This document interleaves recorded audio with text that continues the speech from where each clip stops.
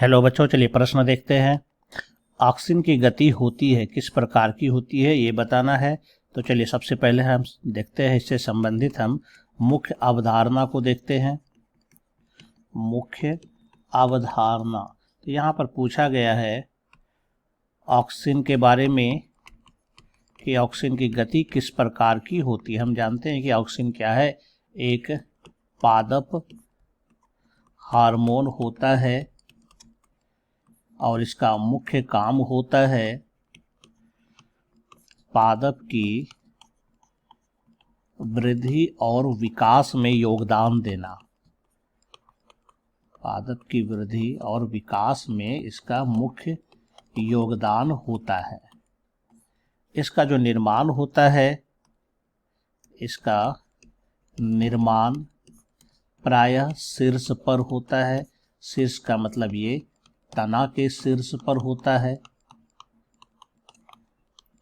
और जड़ के शीर्ष पर होता है।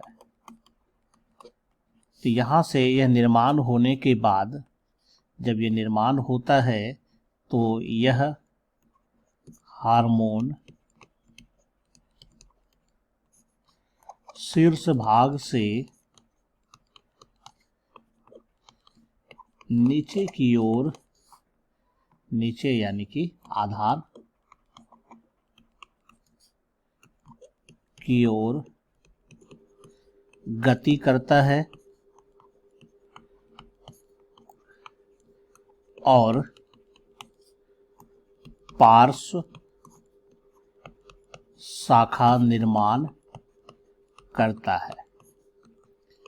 यानी यहाँ पर क्या हो रहा है, ऑक्सीजन की गति हो रही है। यहाँ पर अगर हम देखें, यहाँ पर ऑक्सीजन हार्मोन क्या हो रहा है, शीर्ष से नीचे गति कर रहा है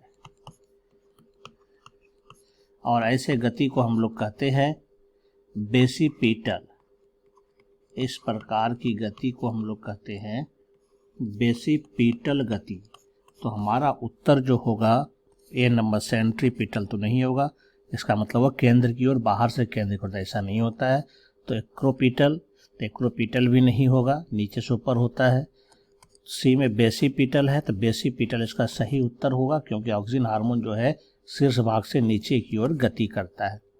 यानी यहाँ पर जो हमारा सही उत्तर होगा वो सी नंबर होगा, बेसिपिटल। आशा करता हूँ आप समझ गए होंगे। धन्यवाद।